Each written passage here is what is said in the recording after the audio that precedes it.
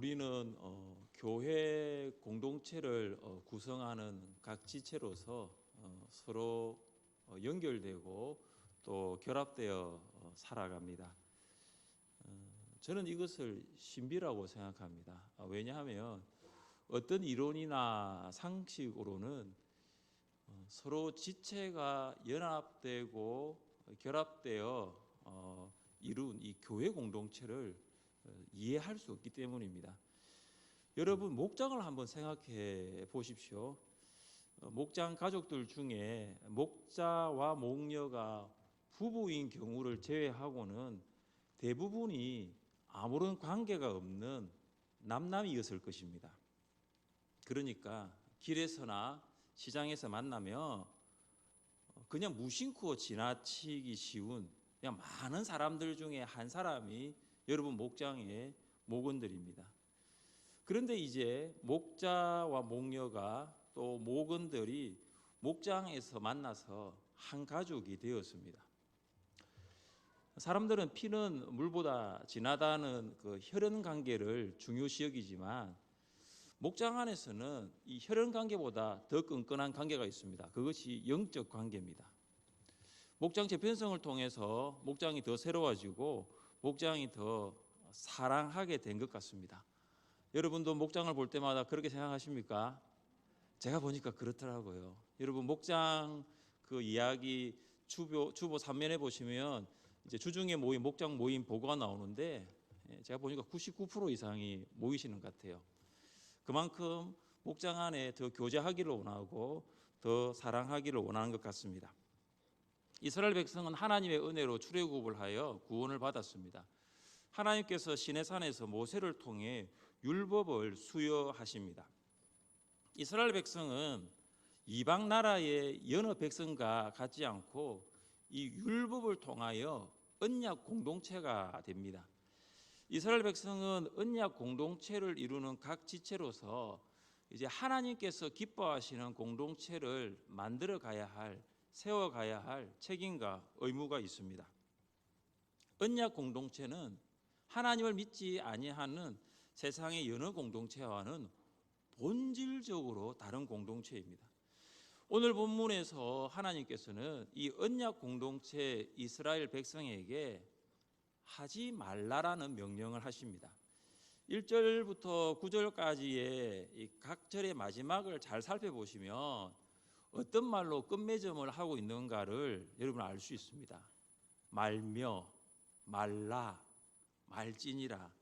하라라는 게 거의 없어요. 다 말라, 말며, 말지니라. 이 말라, 말며, 말지니라 이 안에는 이스라엘 백성이 언약 공동체 안에서 너무나도 쉽게, 아주 쉽게 범할 수 있는 죄들이 열거되어 있습니다. 4절과 5절을 제외한 7절은 언약 공동체 안에서의 재판 과정과 연결되어 있습니다. 이스라엘 백성이 언약 공동체이지만 서로에 대한 다름으로 인하여 재판을 통해서 공정한 판결이 필요했습니다. 그러니까 지파와 지파 사이에서, 그리고 족속과 족속 사이에서, 가문과 가문 사이에서 법적 분쟁이 있을 수 있습니다. 하나님께서는 이런 재판의 과정에서 일어날 수 있는 일들을 아시고 그렇게 하지 말라 말씀하고 계십니다. 사랑하는 성도 여러분, 언약 공동체인 이스라엘 백성만 이런 죄를 범하는 것일까요? 우리도 오늘 이 말씀을 보면 우리도 교회 안에서 공동체를 세워나가는 과정 가운데 우리도 너무나 쉽게 이런 죄들을 범할 수 있습니다. 하나님께서는 언약 공동체에게 어떤 일들을 하지 말라고 명령하고 있습니까? 우리 1절을 함께 읽겠습니다. 너는 거짓된 풍설을 퍼뜨리지 말며 악인과 연합하여 위정하는 정인이 되지 말며. 아멘. 1절에서 하나님께서 하지 말라고 하신 것이 두 가지가 있습니다. 거짓된 풍설과 거짓 정언입니다. 이 거짓된 풍설은 근거 없는 소문입니다. 근거 없는 소문을 네 글자로 하면 유언비어입니다. 유언비어는 타인을 비방하는 것입니다. 그리고 서로에 대하여 신뢰를 잃게 만들게 함을 통해서 그 공동체가 균열이 가기 시작하고 나중에는 그 공동체가 상처를 받고 와해될 수도 있습니다. 느헤미야가 무너진 예루살렘 성벽의 건축을 진행하고 있을 때 유언비어가 있었습니다. 산발랏이 하인을 시켜 느헤미야에게 편지를 전달하도록 합니다. 편지에는 이런 내용이 있었습니다. 이방 중에도 소문이 있고 가슴무도 말하기를 너와 유다 사람들이 모반하려 하여 성벽을 건축한다 하나니 내가 그 말과 같이 왕이 되려 하는도다. 또 내가 선지자를 세워 예루살렘에서 너를 들어 선전하기를 유다의 왕이 있다 하게 하였으니 지금 이 말이 왕에게 들릴지니라. 산발랏이 보낸 편지 주 내용이 뭐냐 하면 느헤미야가 예루살렘 성벽을 재건하는 목적이 유다의 왕이 되기 위해서 성벽을 재건한다라고 편지에 적혀 있습니다. 이 예루살렘의 왕이 된다. 이 말은 뭐냐면 페르시아 왕을 반역하는 거예요. 이 산발랏의 편지 내용은 근거 없는 소문입니다. 유언비어입니다. 그러니까 느헤미야를 비방하는 것이고 이스라엘 공동체에 불신을 조장시켜서 신뢰를 저하시키고 이스라엘 공동체의 균열이 가게 해서 그 공동체를 와해시키려는 의도가 있습니다. 유언비어는 근거 없는 거니까 지어낸 이야기예요. 그런데 여러분, 이 유언비어가 사람에게 무엇을 주냐 하면 두려움을 줍니다. 산발랏이 근거 없는 유언비어를 편지라는 방법으로 느헤미야에게 전달한 것은 두려움을 주기 위해서요. 느헤미야가 이것을 잘 알고 있었습니다. 느헤미야의 말을 한번 들어보십시오. 우리 같이 한번 읽어보겠습니다. 내가 사람을 보내어 그에게 이르기를 내가 말한 바 이런 일은 없는 일이요 내 마음에서 지어낸 것이라 하였나니 이는 그들이 다 우리를 두렵게 하고자 하여 말하기를 그들의 손이 피곤하여 역사를 중지하고 이루지 못하리라 함이라. 이제 내 손을 힘있게 하옵소서 하였노라. 아멘. 느헤미야가 이 유언비어를 극복할 수 있는 방법을 알고 있었습니다. 그것은 뭐냐면 기도입니다. 이제 내 손을 힘있게 하옵소서. 여러분, 기도는 유언비어로부터 오는 두려움을 이기게 합니다. 교회 공동체 안에 유언비어가 없기를 바라지만 유언비어가 있을 수 있습니다. 어디서 시작했는지 누가 퍼뜨렸는지 알 길은 없습니다. 근데 돌고 도는 근거 없는 소문이 있을 수 있어요. 여러분도 유언비어의 유포자가 될 수 있습니다. 여러분, 유언비어는 죄입니다. 유언비어 유포자는 죄인이에요. 제가 하늘샘교회 부임하고 2달이 안 돼서 제가 투서를 받은 적이 있습니다.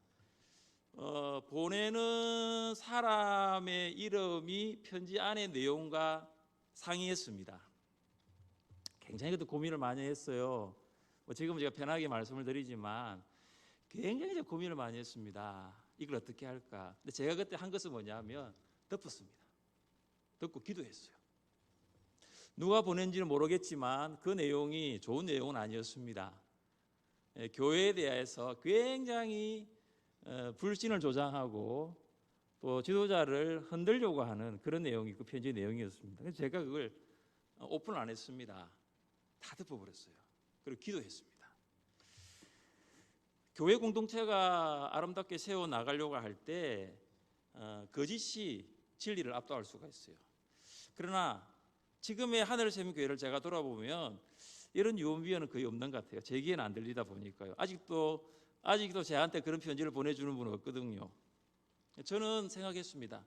우리 하늘샘교회가 거짓에 의해 진리가 압도되는 교회가 아니라 진리가 거짓을 압도하는 진리의 공동체, 거룩한 공동체가 되었으면 좋겠다는 그런 생각을 제가 오래전부터 해오고 있었어요.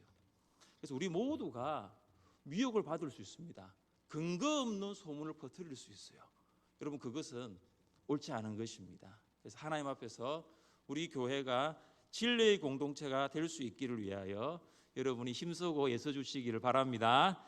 하나님께서 하지 말라고 하신 것 중에 하나가 거짓 정언입니다. 위정입니다.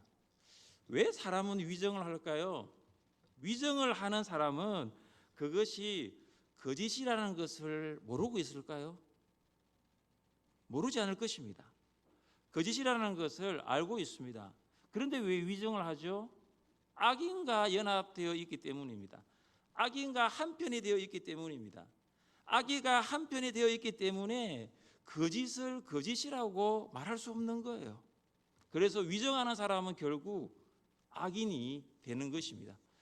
예수님께서 산헤드린 공회에서 재판을 받으실 때 증인들이 왔습니다. 그런데 그 증인들은 산헤드린 공회에 의해서 고용된 자들이었습니다. 증인들은 예수님이 성전을 모독하였다라고 증언하였지만 그들의 증언은 일치되지 않았습니다. 성경이 그 이유를 말합니다.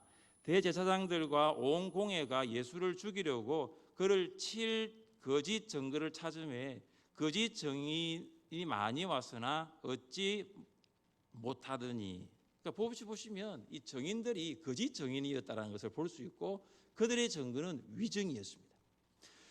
산헤드린 공회와 연합한 악인들이었죠. 예수님께서는 그들의 증거가 위증이라는 걸 아셨어요. 그때 예수님이 하신 일이 뭐냐면 침묵하십니다. 아무 말씀도 하지 않습니다. 여러분, 거기에서 예수님이 뭐라고 해도 그 사람들은 그것을 받아들이지 않습니다. 예수님이 침묵하세요. 저는 이게 참 놀랍더라고요.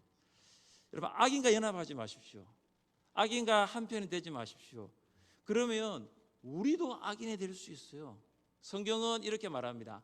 악은 그 모양이라도 버리라라고 합니다. 악은 그 모양이라도 버리라고 하는데 우리가 어떻게 악인과 연합될 수 있습니까? 하나님께서 하지 말라고 하신 것들 중에 또 무엇이 있습니까? 다수가 행한다는 이유로 자신의 악을 정당화하는 것입니다. 우리 함께 2절 말씀을 읽어보겠습니다.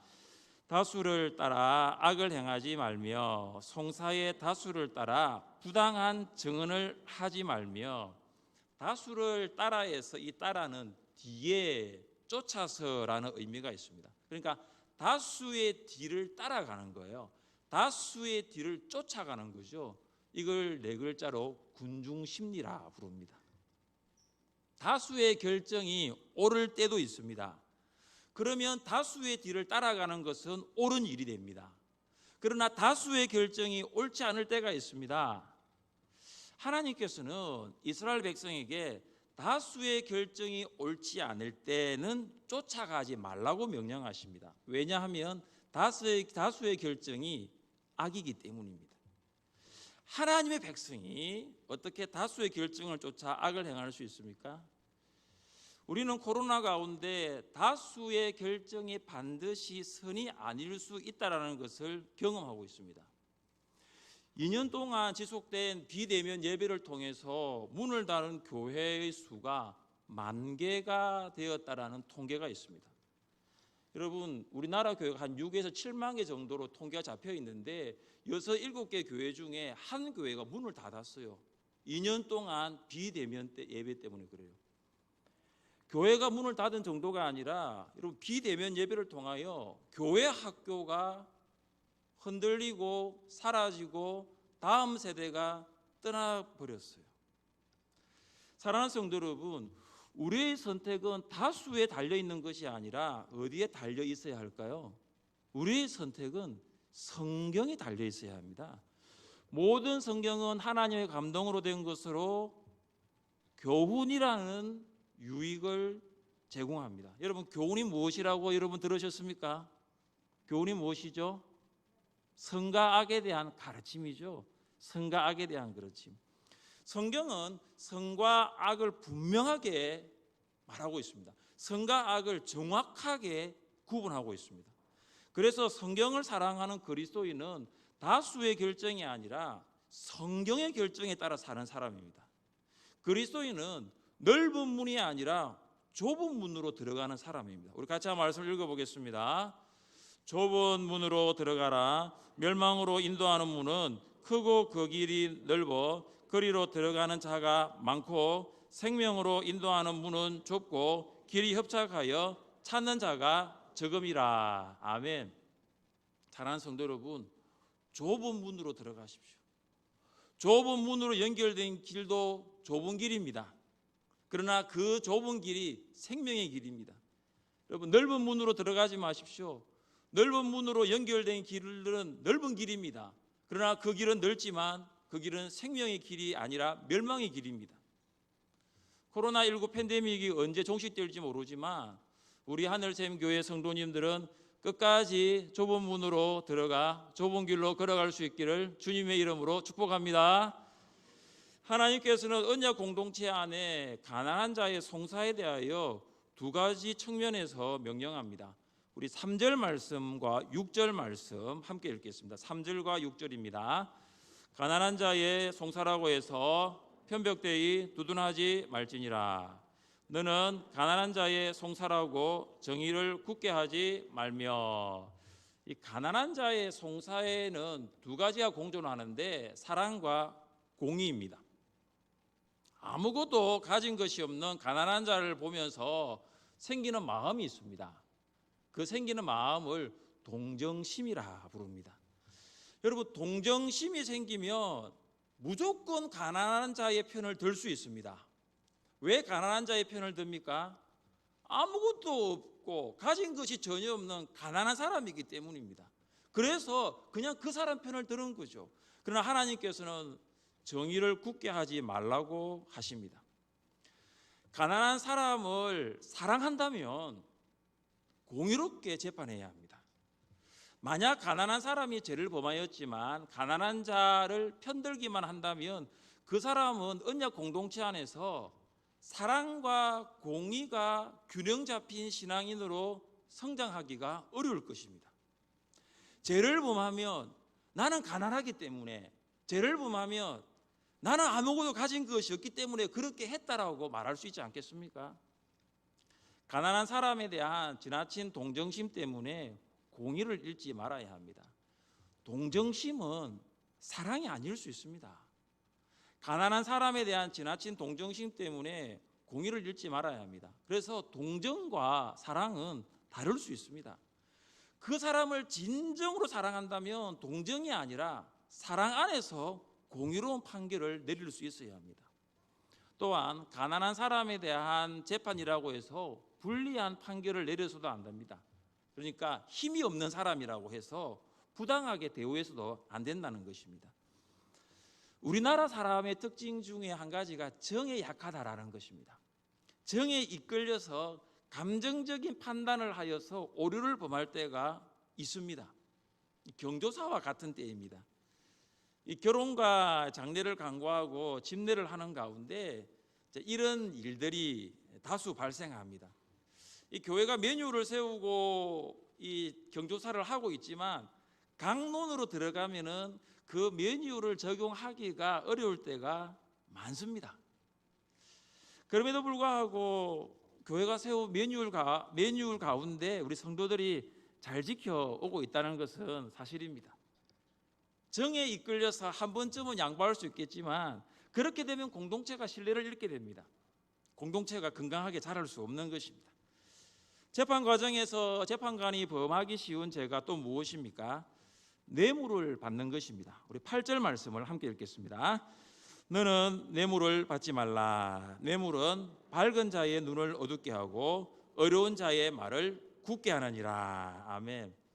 재판관은 밝은 눈으로 사람과 사건을 바르게 판단하고 어려운 말로 바르게 판결해야 합니다.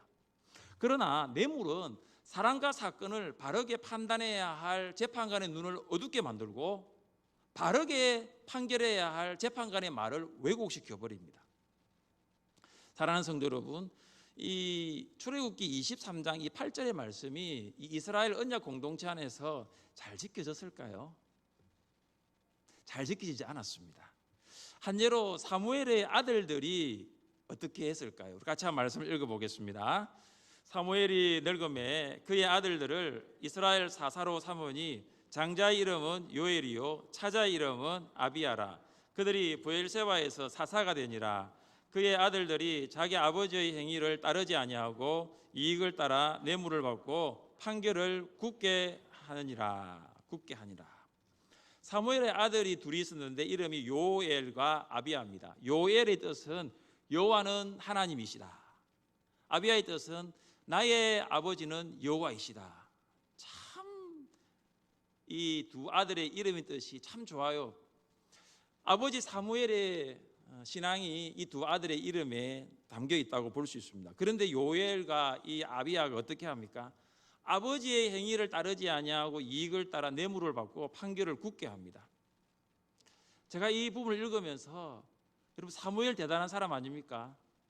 아버지의 신앙이 자녀에게 계승되는 것이 이렇게도 어려운 일일까요?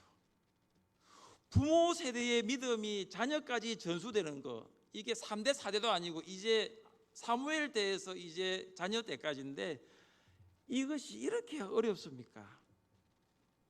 사무엘의 아들이라도 뇌물을 받으면 사사의 사명을 다할 수 없습니다. 사랑하는 성도 여러분, 깨끗하지 않는 돈, 떳떳하지 않는 돈, 소위 말하여 검은 돈이라고 하는 거 뇌물이죠. 절대 받지 마십시오. 특히 공직에 계신 분들, 개인 사업하시는 성도님들, 인사와 보직 등 권한을 행사할 수 있는 위치에 계신 성도님들이 있다면 절대 뇌물 받지 마십시오. 뇌물 받아 잘 되는 사람 없습니다. 오늘 본문 구조상 특이한 점이 있는데 언약 공동체 안의 재판 과정에 대한 진술 가운데 마치 끼어들어 있는 듯한 두 구절이 오늘 있습니다. 4절과 5절이 그와 같습니다. 우리 4절과 5절을 같이 한번 읽어봅니다. 내가 만일 내 원수의 길 잃은 소나 나귀를 보거든 반드시 그 사람에게로 돌릴지며 내가 만일 너를 미워하는 자의 나귀가 짐을 싣고 엎드러짐을 보거든 그것을 버려두지 말고 그것을 도와 그 짐을 부릴지니라. 아멘. 이 두 구절을 보시면 초점이 뭐냐면 짐승이라고 볼 수 있는데 짐승이 아니에요. 사람입니다. 길을 잃어버렸거나 짐을 과다하게 실은 짐승에 대한 태도가 아닙니다. 이 두 구절은 뭐냐면 어떤 사람이 미워하는 사람이었다는 이유로 그 사람의 불행을 이용하는 것을 금하고 있습니다. 여러분 보십시오. 여러분이 길을 잃은 소를 보았습니다. 길을 잃은 나귀를 보았습니다. 여러분 어떻게 하시겠습니까? 주인에게 찾아주겠죠. 주인에게 돌려줄 것입니다. 짐을 과다하게 실은 소나 나귀가 땅에 엎드러져 있는 것을 보았습니다. 여러분 어떻게 하시겠습니까? 네, 일어나도록 도와줄 것입니다. 짐을 다시 정리하도록 여러분 도와줄 것입니다. 그런데 오늘 이 4절과 5절을 보면은 그렇지 않습니다. 상황이 완전 다릅니다. 소와 나귀가 어떤 사람의 소와 나귀냐면 여러분을 미워하는 성도의 소와 나귀가 길을 잃었습니다. 여러분이 미워하는 사람의 소와 나귀가 길을 잃었습니다. 여러분 어떻게 하시겠습니까? 찾아서 돌려주겠습니까? 어떤 사람이 생각하죠. 잘 됐네. 내가 미워하는 성도의 소와 나귀가 길을 잃어버렸으니까 잘 됐네. 주인이 못 찾았으면 참 좋겠다. 여러분을 미워하는 성도의 소와 나귀가 짐을 과다하게 실어서 엎드러져 있는 것을 보았습니다. 여러분 어떻게 하시겠습니까? 그냥 소와 나귀가 아니에요. 여러분이 미워하는 성도의 소와 나귀예요. 일어나도록 도와주겠습니까? 짐 정리를 하겠습니까? 어떤 분들은 참 잘됐다. 내가 미워하는 성도의 소와 나귀다. 선인에게 선을 베풀고 악인에게 악을 베푸는 마음이 인지상정입니다. 어떤 사람이 선인에게 선을 베풀고 악인에게도 선을 베풀겠습니까? 그러나 성경은 무엇을 말하고 있습니까? 우리 같이 한번 읽어보겠습니다. 또 내 이웃을 사랑하고 내 원수를 미워하라 하였다는 것을 너희가 들었으나 나는 너희에게 이르노니 너희 원수를 사랑하며 너희를 박해하는 자를 위하여 기도하라. 예수님께서 말씀하셨습니다. 원수를 미워하라가 아니라 원수를 사랑하라. 원수를 위하여 저주하라가 아니라 원수를 위하여 기도하라고 했습니다. 예수님께서 말씀하셨습니다. 너희가 너희를 사랑하는 자를 사랑하며 무슨 상이 있으리요? 세리도 이같이 아니하느냐. 교회 안에서 나와 이해관계가 다른 성도가 있습니다. 그 성도가 어려움을 당했다고 해서 잘 됐네, 이것이 아니에요. 뭐죠? 사랑하라는 거죠. 기도하라는 거예요. 도와주라는 거예요. 섬기라는 거예요. 이것이 바로 교회 공동체를 세워나가는 성도의 아름다운 모습입니다. 사랑하는 성도 여러분, 우리가 교회 안에서 신앙생활을 하면서 쉽게 범할 수 있는 죄들에 대해 살펴보았습니다. 거짓 소문이 있을 수 있어요. 유언비어. 거짓 정은 위정도 있을 수 있습니다. 군중 심리가 있을 수 있습니다. 여러분, 이것을 멀리하십시오. 사랑과 공의를 행하십시오. 뇌물을 받지 마십시오. 나와 이해관계가 다른 성도가 있다 하더라도 그 성도를 사랑하고 기도하고 그 성도를 섬기십시오. 그래야면 우리 하늘세임교회가 더 건강한 교회로, 더 하나님께서 기뻐하시는 교회로 세워지게 될 줄 믿습니다. 함께 자리에 일어나셔서 찬양하겠습니다.